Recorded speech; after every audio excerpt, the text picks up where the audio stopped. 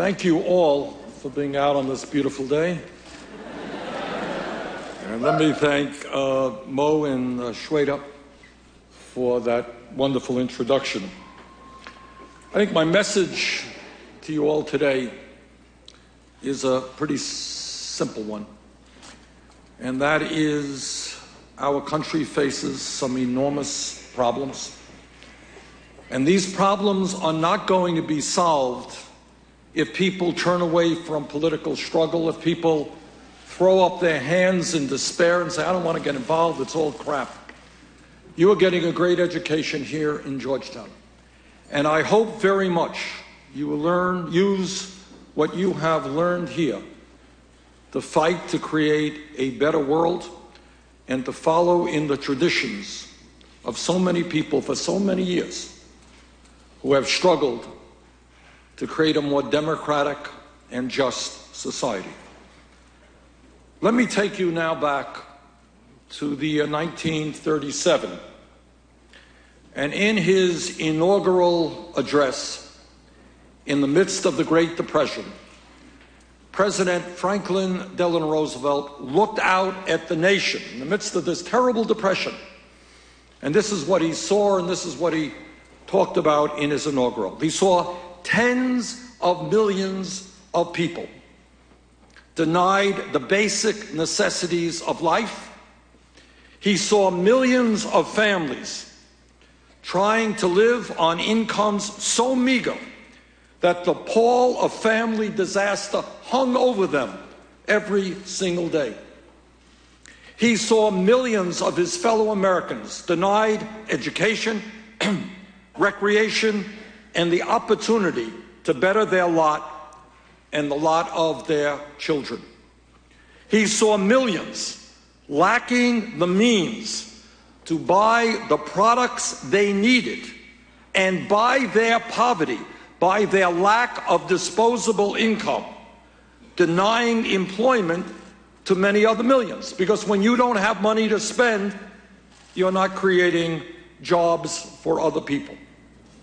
He saw 1/3 of a nation ill-housed, ill-clad, and ill-nourished.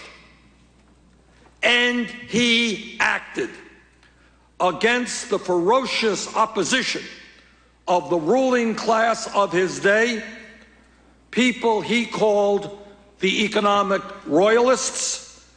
Roosevelt implemented a series of programs that put millions of Americans back to work, took them out of dire poverty, and restored their faith in government. He redefined the relationship of the federal government to the people of our nation. He combated cynicism, fear, and despair. He reinvigorated democracy. He transformed our country. And that is exactly what we have to do today. And by the way, almost everything he proposed, almost every program, every idea he introduced was called socialist.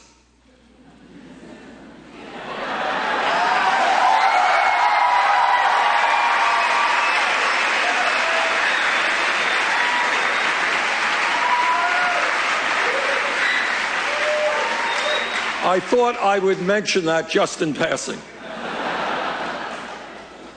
Social Security, which all of you know transformed life for senior citizens in this country, was defined by his opponents as socialist. The concept of the minimum wage, that workers had to be paid at least a certain amount of money for their labor, was seen as a radical intrusion into the marketplace and was described as socialist. Unemployment insurance, when you lose your job, you have something to fall back upon. Abolishing child labor, ending the fact that children of 8, 10, 12 years of age were working in factories or working in the fields. the 40-hour work week, collective bargaining, the rights of workers to engage in negotiations with a union, strong banking regulations, deposit insurance, and job programs that put millions of people to work were all described in one way or another as socialist. Yet, as you all know, all of these programs and many more have become the fabric of our nation and, in fact, the foundation of our middle class. 30 years later, after Roosevelt's speech in the 1960s, President Lyndon Johnson fought for Medicare and Medicaid to provide health care to millions of senior citizens and families with children, persons with disabilities, and some of the most vulnerable people in this country. Today, Medicare does not seem to be such a terribly radical idea to say that when somebody gets old, they should have medical insurance. But when it was proposed, once again, we heard right-wing forces describe these programs as socialistic and a threat to the American way of life. That was then, now is now. Today, in the year 2015, despite the Wall Street crash of 2008, which drove this country into the worst economic downturn since the Great Depression, the American people are clearly better off economically than they were in 1937. But here is a very hard truth that we must acknowledge, we must address, we must not sweep under the rug. And that is, despite a huge increase in technology, and I can remember back, I was mayor of the city of Burlington, Vermont. Anybody here from Vermont? Okay. And when I was mayor in the 1980s, a radical development took place. We got computers in City Hall. Okay? 1980s. Despite a huge increase in technology and worker productivity, meaning that almost every worker in America with that technology is producing a lot more than workers that came before. Despite major growth in our GDP and a huge increase in the global economy, tens of millions of American families continue today to lack the basic necessities of life, while millions more struggle every day to provide a minimal standard of living for their families. And I hope none of you will turn your back on that reality. And the truth is, and again, this is a truth. Of course, Mr. Trump denies any racial animus, and I've known him for 25 years. I've never seen that out of him. Nevertheless, the issue is in play. With us, Dana Perino, co-host of The Five. So the strategy, as far as I see it, and I told this to Mr. Trump last night, is that they're trying to, they being the left and the Democrats, are trying to brand him as a racist guy, all right, for his comments on Mexicans, his comments on Muslims. He retweeted, as he pointed out to me, the black statistics on crime, which were incorrect. And then, by extension, they're trying to sell the fact that all Republicans are racist. Do you see it that way? It's certainly true, because this is their playbook from the early 60s, right. And for any Republican, which is why I've always held the rule that Republicans start in a credibility deficit, especially on race. And so you have to work your way up just to get to neutral. And one of the dangerous things is, if you're trying to communicate to a broad audience, multiple audience, and you're running a national election, is that if you give them ammunition with which to hit you, it's hard then to crawl up out of that hole and get to neutral. But here's the difference between Donald Trump and all the other politicians. He doesn't care. He doesn't care. He does not care. He's made it quite clear that he wants to deport all illegal aliens. And a new poll from Fox today shows that majority of Americans, over 50%, agree with that. Deport them all. All right, he doesn't care if Muslims are offended by surveillance, special surveillance for them. Doesn't care. All right. So while he may not have personal racial animus, and I'm the guy never saw anything like that. All right. His policies can be defined that way by the opposition, and I don't know whether he even cares about that. Well, he might not care if he thinks that he's able to win that way. I don't know if it's a good way to think about winning a general election. But to the point about the Republican Party, the unfavorables for the Republican Party are about 55%, right? It's got a 35% approval rating in the country. So right now, it's like it's hard to get any worse. And so I don't know what is happening overall. I mean, perhaps Pew will come back next year and say, maybe because of Donald Trump, the Republican Party brand is now more favorable. I kind of find that hard to believe. But, in an era where we're seeing President Obama collapse, and he is. The presidency's collapsing before the public's eyes. And the public acknowledges that in the polling. All right? It's collapsing. That the Republican Party should be the big victor, but it isn't right now anyway. Right. When President Obama was overseas talking about refugees, the first thing he did was attack Republicans. And he gave them no credence to think that maybe we should just have a pause. If you look at the difference between Trump on refugees and Paul Ryan, who's actually in a position of governing, at least right now, what he did was he was able to say, look, let's have a reasonable response. Let's have some common sense. We're going to have a pause. And what was he able to do? He got 76 Democrats to vote with him, despite President Obama's ill-thought-out veto. But Trump knows the only way he's going to win, the nomination, is to throw bombs and to be the anti-politician. So he knows that. He can't moderate these positions because then his chances of winning the nomination would fall, right? Well, they're unpersuasive to me, and I think to maybe a lot of other Republicans. But he's ahead. He has tapped into a vein of people that are frustrated, and I actually put that back on President Obama. I think the incompetence and the lack of leadership and a feeling across America like, what are you doing? What happened to our country? And they see someone like Trump who is the opposite. Right. They tend to want to follow it. And they are, and he could win, as I told Karl Rove very gently last night. Trump could win Iowa, New Hampshire, and South Carolina. Bing, bing, bing. So, I mean, to dismiss him as somebody who doesn't have the credibility, I think that's foolish. I think that a lot of people who thought that he could never win the nomination are coming to the realization that he actually could. It's possible. It is. But it is still a little bit early. And you saw Ted Cruz in Iowa is already Cruz is coming up in Iowa, but Trump has really captured something. And the Republican Party has got to kind of And they have to line. understand that what Ellison was saying is that is what the Democrats are going to say, is that they're going to paint Republicans with a broad brush. But that is actually going to be true of any of them. We must put on the table, yes, we are better off today economically than we were 7 years ago when Bush left office. But the other truth is that for the last 40 years under Republican leadership and Democratic leadership, the great middle class of our country has been in decline, and faith in our political system is now extremely low. New technology, increased worker productivity, people working longer hours for lower wages, faith in our political system now extremely low. The very rich get richer. Almost everyone else gets poorer. Super PACs funded by billionaires buy elections.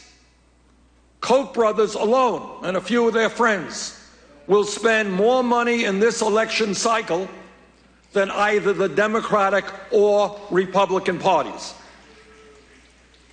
Ordinary people, working people, young people, don't vote. We have an economic and political crisis in this country, and the same old politics and economics will not effectively address those crises.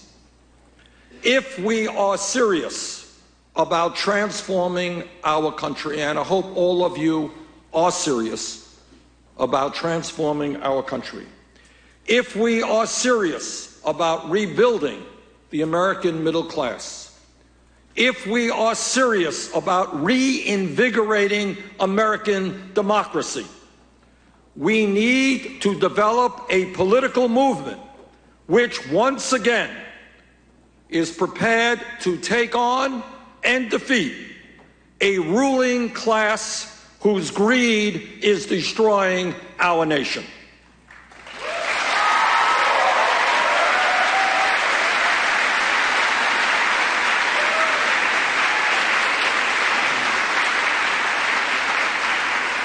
Now, I know that terms like ruling class, probably not talked about too often here at Georgetown,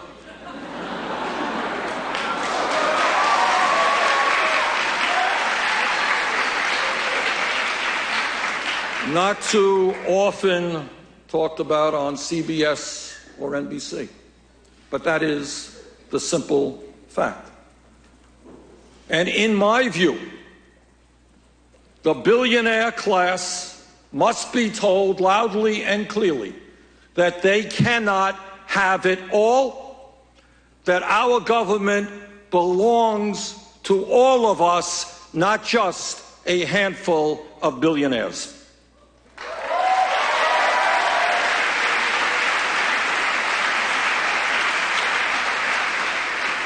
But this goes beyond politics.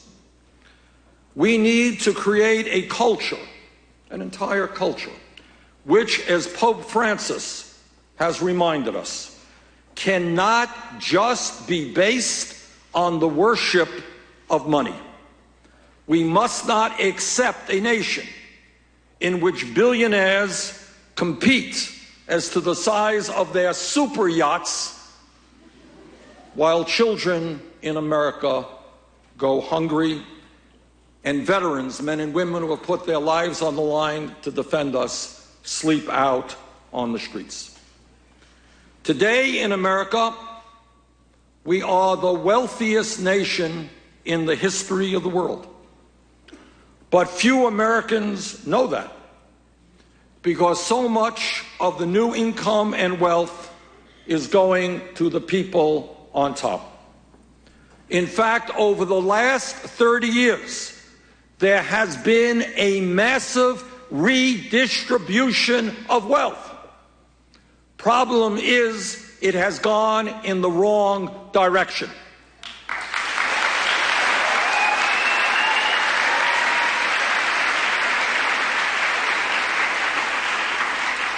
In the last 30 years, we have seen trillions of dollars flow from the hands of working families and the middle class to the top 1/10 of 1%. A handful of people, top 1/10 of 1%, who have seen a doubling of the percentage of the wealth that they own during that period. Doubling of the percentage of wealth they own. Unbelievably and grotesquely, the top 1/10 of 1% today owns nearly as much wealth as the bottom 90%. 1/10 of 1% owns nearly as much wealth as the bottom 90%. That is not the kind of America that we should accept.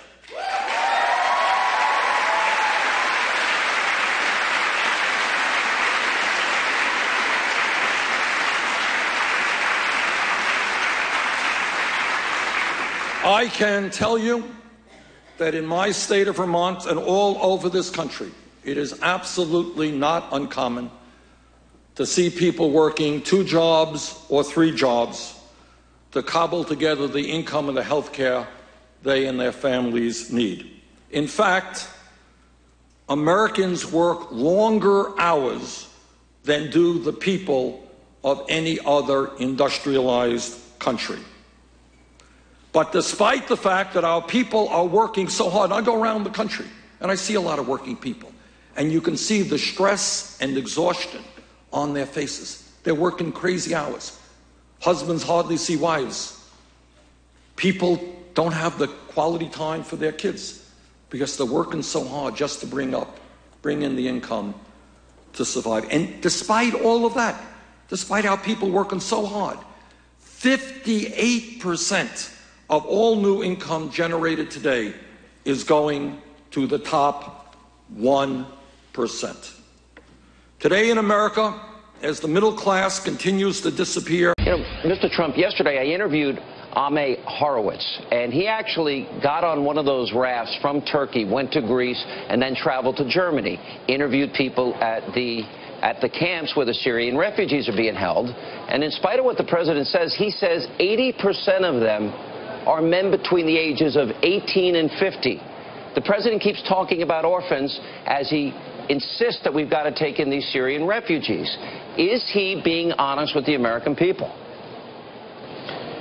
Well, Sean, I've been bringing it up for weeks. I looked at the migration, and I'm saying, you know, there doesn't seem to be very many women or children in that. They actually look like mostly young, very strong men. And I'm saying, what's going on? This could be the ultimate Trojan horse. But I'm saying, what's going on? Why are there so many men and so many young, strong men? And people are starting to see that now. I think I'm the first to have brought it up, but people are starting to see that now. In any event, we can't do this. We just can't do it. We have so many problems in our country, and I like the idea of building a safe zone in Syria and contributing and working with other countries and the Gulf states who have to put up a lot of money. They have so much money and they're not spending it. But I think that's great. But you know what, from a humanitarian standpoint, but we can't take these people. We don't know who they are. They're totally undocumented. Nobody knows where they came from. They don't have any paperwork at all.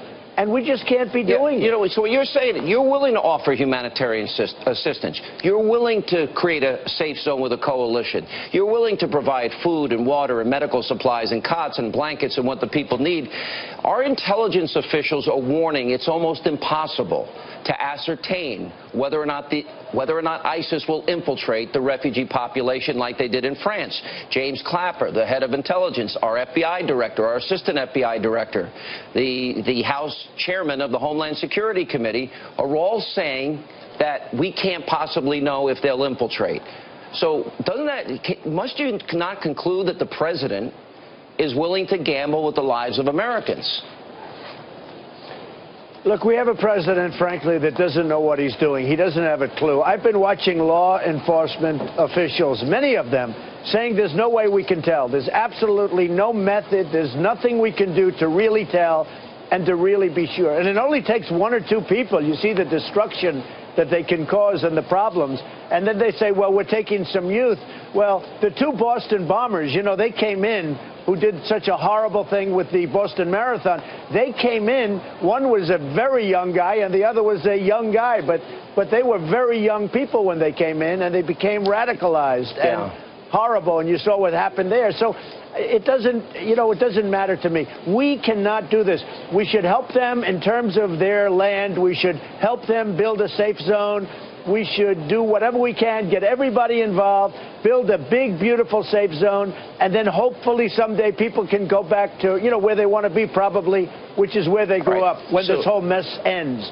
But it's a very, very dangerous thing for our country to be taking these people. Listen, the State Department issues this generic security threat and warning to Americans. On the same day, Turkey, as you know, earlier today, a Russian warplane was shot down near the Syrian border. They say they did not violate Turkey's airspace. And as a result of that, the New York Times pointed out one of the pilots that parachuted out was shot. And President Obama's comments were, well, Turkey has a right to defend its airspace, and he calls for a de-escalation. I'm not sure he's understanding what actually happened here. I don't think he understands anything. I mean, he won't even say where the problem is. He won't talk about it. He won't mention anything that's slightly controversial having to do with Muslim. And I know many Muslims. They're wonderful people. But we have a lot of problems. And the problems, as I always say it, they don't come from Sweden. This is a problem that's unique, and it's a very deep-seated problem. And we have to get to the bottom of it. But we can't be taking the people in. We can't be taking the Syrian refugees in. And We have to be very smart. We're not being smart right now. Now you're seeing planes being shot down. I mean, what are we going to end up with World War III here because we have a president that doesn't know what he's doing? Let me go to this whole controversy over the fact that you talked about people in New Jersey, that there were reports that, in fact, there was celebrations after 9/11. Now, if we go to the Washington Post, and this was just 7 days after 9/11 on the 18th, the Washington Post says, in Jersey City, within 2 hours of two jetliners plowing into the World Trade Center, law enforcement authorities detained and questioned a number of people who were allegedly seen celebrating the attacks and holding tailgate-style parties on rooftops while they watched the devastation from the other side of the river. By the way, the Associated Press, at the same time, also wrote about rumors of rooftop celebrations. The Washington Post, I looked, I don't see one example where they made a correction in 15 years or 14 years. The Star-Ledger... They did no correction, absolutely. And the Star-Ledger also reported it. But the way this was reported is that you made this up whole cloth. You did not make it up whole cloth. No, I didn't make it up. No, no. It happened. It was on. I saw it. It was all over the place. It was on the Internet. And by the way, Sean, I have received, you had that Washington Post article, which was 6 or 7 days later. I have received hundreds of phone calls in my office from people saying they saw it. They were over there. People that live in New Jersey, they saw it. There was a celebration that they were so happy when the World Trade Center was coming down that they were celebrating. And I've had hundreds of phone calls, and I've had many, many tweets on @RealDonaldTrump. But I've had many, many tweets and people saying that they saw it, that I was right. Yeah. And I am right. I mean, I'm 100% right. Look, I'm only saying it because we have to be vigilant. I'm not saying it for any reason. I don't want to stir anything up. But you have some people living here where we have some very, very serious problems. We have to be very careful. We have to be very vigilant. And that brings up the question, your comments earlier this week about waterboarding. Now, I had interviewed Jose Rodriguez. He was involved in this, and he repeated to me numerous times, and we only waterboarded 3 people. A lot of people don't know that. Only 3. But in the case of Khalid Sheikh Mohammed, it led to the intel, which led to the courier, which led to bin Laden. So, according to him, I asked him, would we have gotten bin Laden without the waterboarding? And he said, absolutely, we would not have. Explain why you think that that is a necessary tool that we need to be using. Well, first of all, I think it works. I have no doubt that it works. And maybe not in all cases, and maybe they'll give false information sometimes, but I have no doubt that it works. But the fact is that they're chopping off heads. They're drowning people in cages. They're keeping the cage underwater for a half hour and then pulling it up with many people in there. They're doing acts that nobody has ever seen before or even heard of before, and we're worried about waterboarding. How stupid can we be? And it does work, the waterboarding. We lost 3,000 people. Also, we lost 3,000 people because of radical Islamists. Let me play for you Congressman Keith Ellison. I think he's the first Muslim American congressman, and if I remember correctly, he took the oath on the Quran. And he made a comment that your rhetoric could cause assaults and murders. And I want to give you a chance to respond to him directly. Listen to what he said. All right. He's whipping up hatred to scapegoat a minority religious group, which has some very dangerous historic precedents, as you might agree. I mean, it's the kind of behavior that it's classic demagoguery. And, you know, he's going to get somebody hurt. The people who are mentally unstable or motivated by hate come out of the woodwork, and you see desecrations of buildings that are associated with that group. You see assaults. You see murders. Mr. Trump, I've never heard you talk about Muslims in general. I've heard you talk about radical Islamists. He is saying that is not the case. What's your answer to him?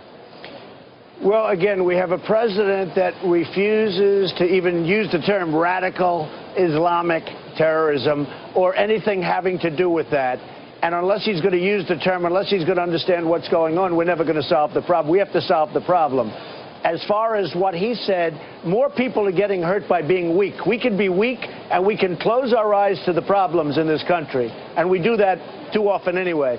But we can close our eyes, put blindfolders on, and more people are going to get hurt by doing that, Sean. You're going to have so many people hurt, and I'm talking about massive. We cannot continue to be a weak country that's poorly led and just wants to be politically correct about everything. You have to say what it is. You have to use the terms and the terminology. You're never going to solve the problem. You're never going to solve the problem with this president anyway. I've been telling you on your show for 3 years now, you have to attack the oil. You have to take over the oil. You have to attack the oil. They were laughing, oh, how crazy. They were going to generals, and the generals were told what to say, and they were saying, now all of a sudden, 3-4 days ago after Paris, they start attacking the oil, doing exactly what I said. In fact, I said you should do much more. You should keep it. They are the richest terrorist organization, and they have more land mass than any other terror group before. Look at these numbers.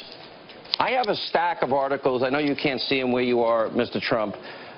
Today's USA Today. It quotes Karl Rove. I don't agree with his policies. He's not a conservative. He's only been a Republican for just a short period of time out of convenience.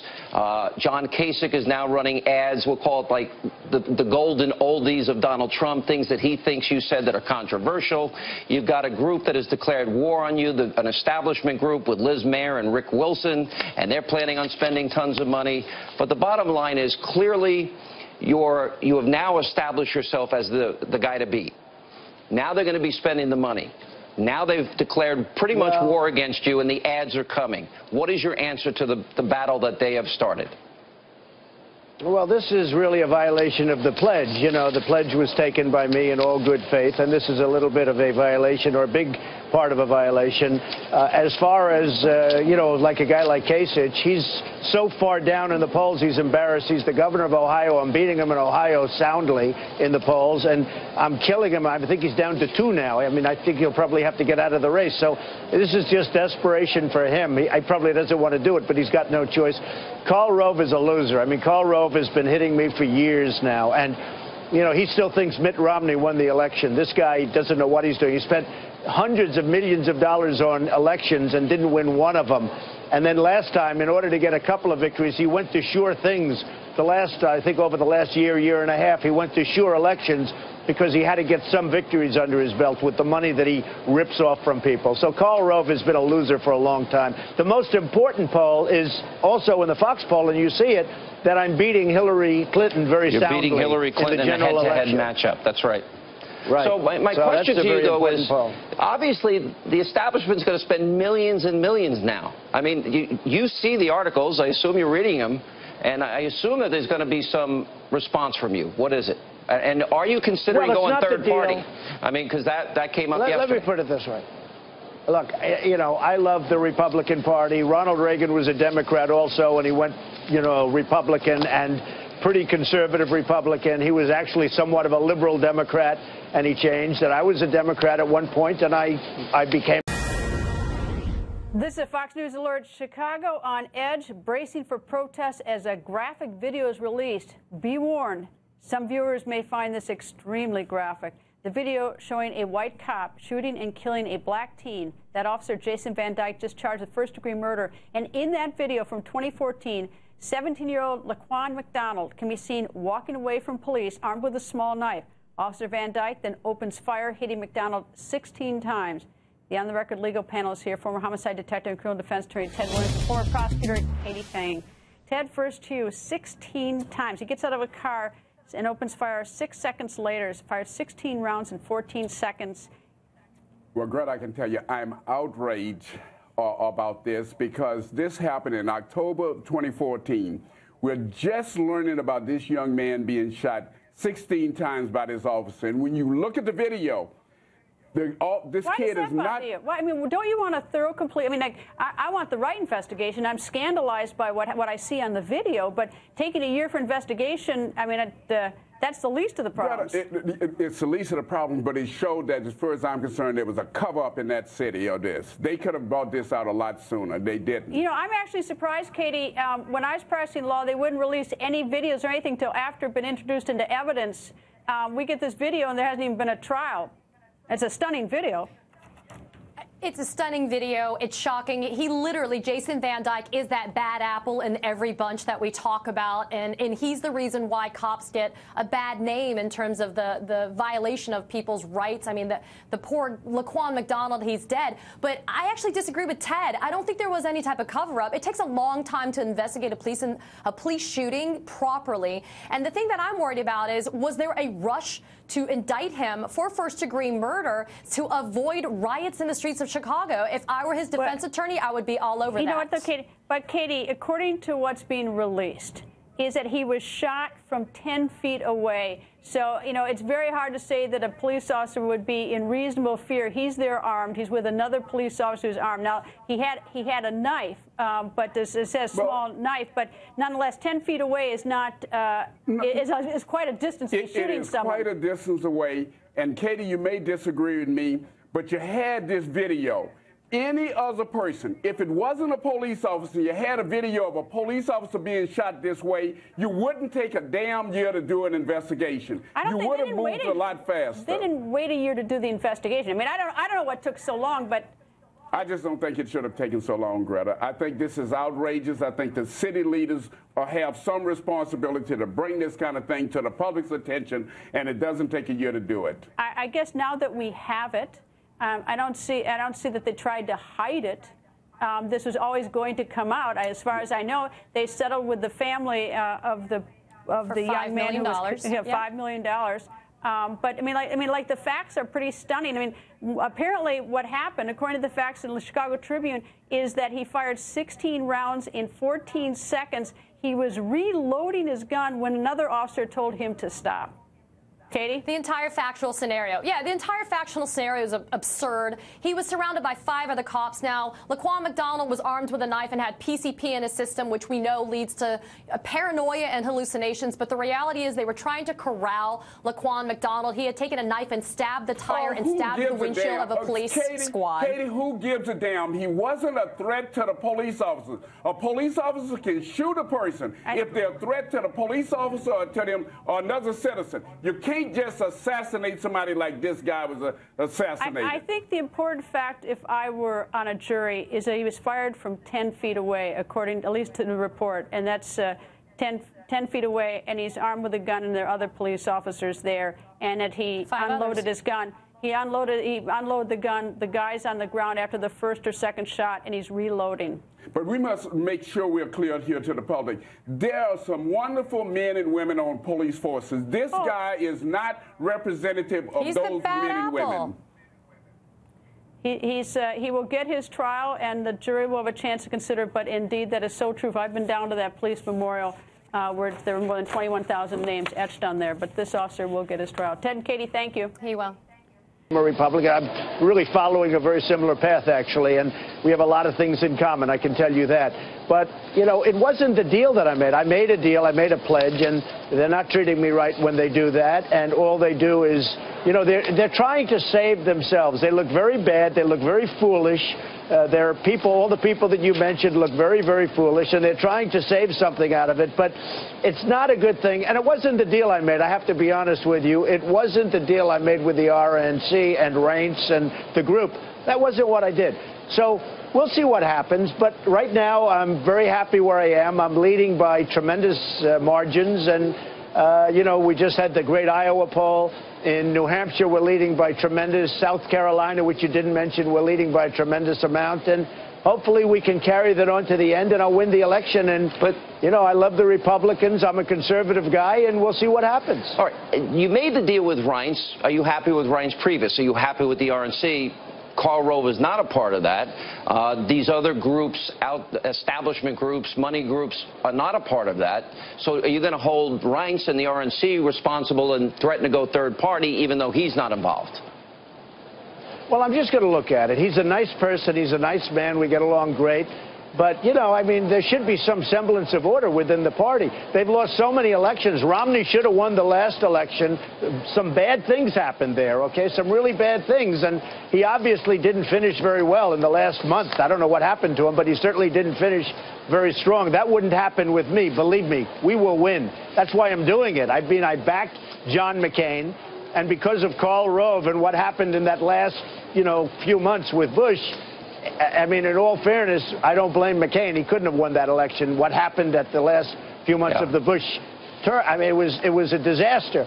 Now, Romney should have won. That should have been won. Right, and I think Karl Rove still thinks that Romney won. Karl Rove is going around saying, I think Romney won. I think Romney won. It took him like 3 days to realize that Romney didn't win. That should have been an election that was won, and it wasn't.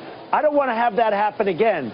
We have great potential in our country. Our country has tremendous potential. I always say the American dream is dead, but I'm going to make it bigger and better and stronger than ever before.